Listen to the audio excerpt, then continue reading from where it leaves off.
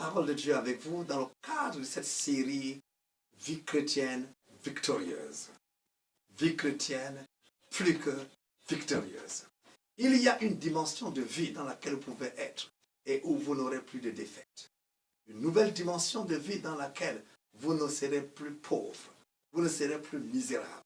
Vous avez été sauvé par Dieu pour entrer dans une dimension de vie où le succès sera votre partage. Alléluia, alléluia. Venez avec moi dans le cadre de cette série de vie victorieuse pour lire Romains 6, le verset 6, le verset 6 et le verset 8. Alléluia.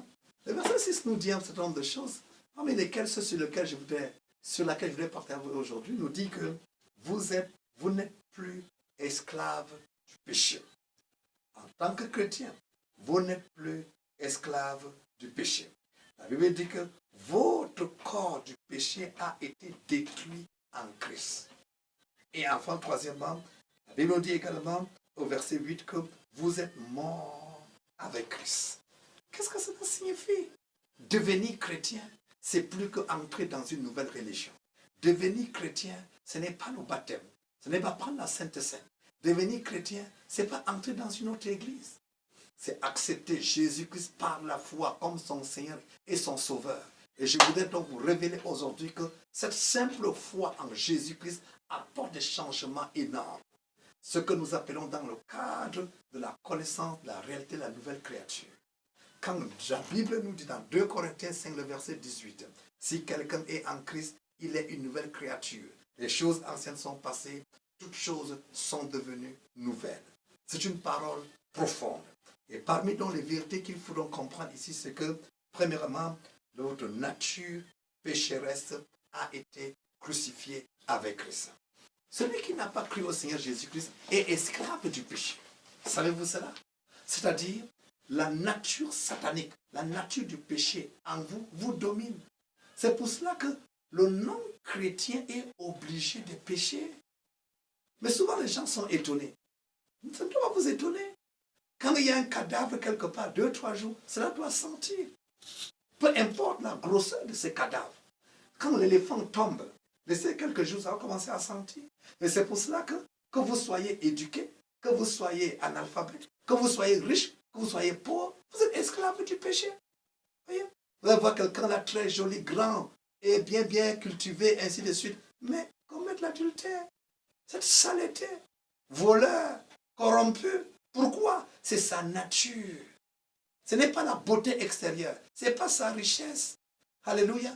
Et il ne peut pas résister contre la puissance du péché. Alléluia.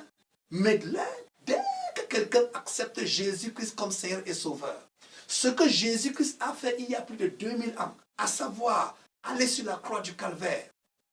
Pourquoi est-il allé? Il est allé pour vous, il est allé avec vous, il est allé à votre place.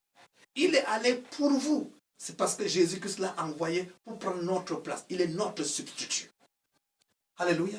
Jésus n'était pas un pécheur, mais sa mission était donc d'aller donc souffrir sur la croix pour nous. Il est allé avec vous. Qu'est-ce que ça signifie? Dieu vous avait dans sa pensée quand Jésus allait sur la croix du Calvaire.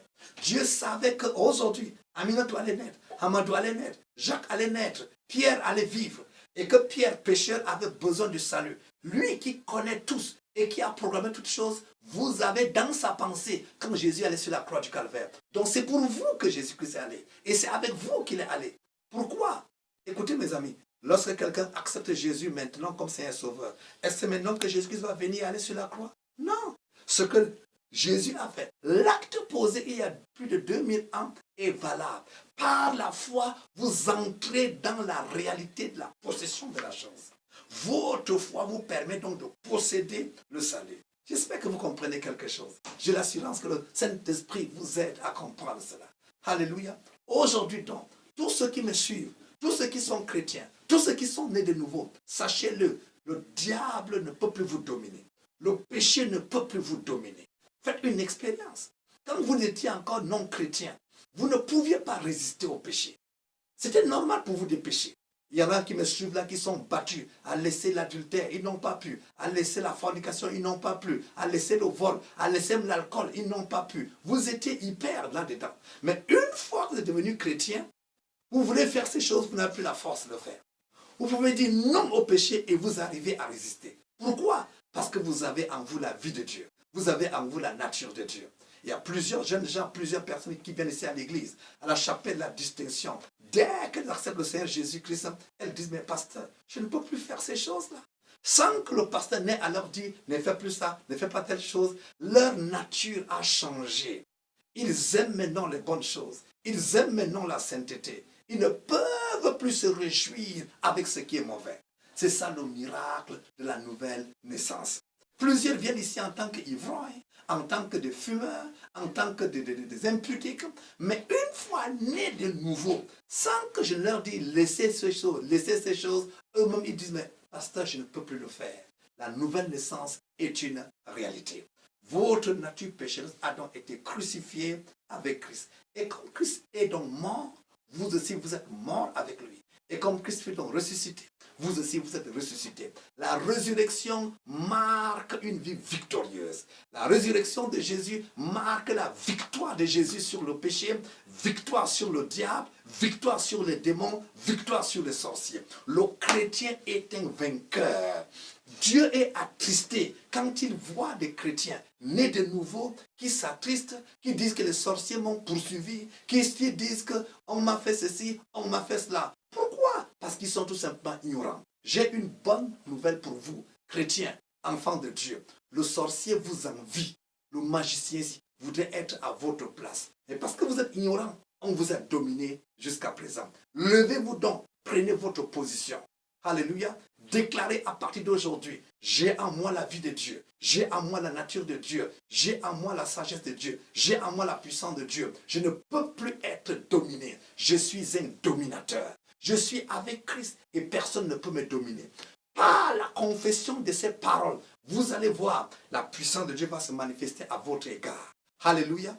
Quelles que soient les attaques qui viennent contre vous, dites, je résiste au nom de Jésus-Christ. J'ai en moi la puissance de Dieu. J'ai en moi l'onction de Dieu. J'ai en moi la nature de Dieu. Et les anges de Dieu campent autour de moi. Qui peut me toucher? Personne. Alléluia. Alléluia. Est-ce que vous me suivez? Est-ce que vous me suivez? C'est donc la raison pour laquelle aujourd'hui, je voudrais vous encourager à affronter cette journée avec une attitude de vainqueur. Vous avez tout pour réussir. C'était votre peur. C'était votre ignorance qui a fait en sorte que vous soyez dominé aujourd'hui. Alléluia. Tournez-vous maintenant, dites au diable, ça suffit. Je suis ton maître, je suis ton dominateur et tu ne peux rien me faire. Vous allez voir, ces sorciers vont fuir. Je déclare dans la vie de quelqu'un, l'onction de Dieu vient sur vous maintenant pour vous équiper pour cette vie victorieuse.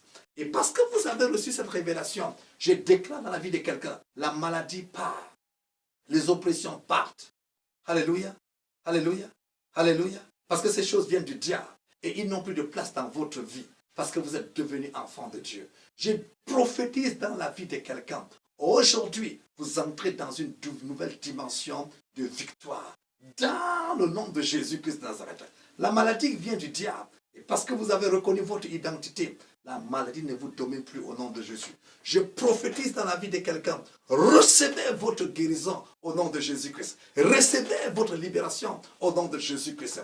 Partout où vous irez aujourd'hui, des grandes, larges et portes efficaces s'ouvrent pour vous au nom de Jésus-Christ de Nazareth. Alléluia. Soyez gais. Soyez heureux. Soyez positifs. Attendez-vous à des choses meilleures. Chaque heure qui passe, chaque jour qui passe, vous apporte des choses nouvelles et de très bonnes choses. Parce que Dieu a votre vie sous son contrôle. Aucun malheur ne peut vous arriver. Alléluia. Alléluia. Vous êtes craint et respecté dans le monde spirituel. Alléluia. Je vous souhaite donc une excellente journée. S'il y a quelqu'un qui m'a suivi aujourd'hui et vous n'avez pas encore donné votre vie à Jésus-Christ en l'acceptant comme votre Seigneur et votre Sauveur, je vous encourage à le faire le plus rapidement possible. Tout simplement, confessez Jésus-Christ comme votre Seigneur et votre Sauveur et demandez-lui de pouvoir vous sauver. Cette simple prière change votre destinée. Alléluia. Alléluia. Que le Seigneur vous bénisse. Excellente journée à vous. J'attends suivre de vos témoignages. C'était le pasteur Yamoussa depuis la chapelle à distinction, en Gaoundéré, au Cameroun. Bye bye.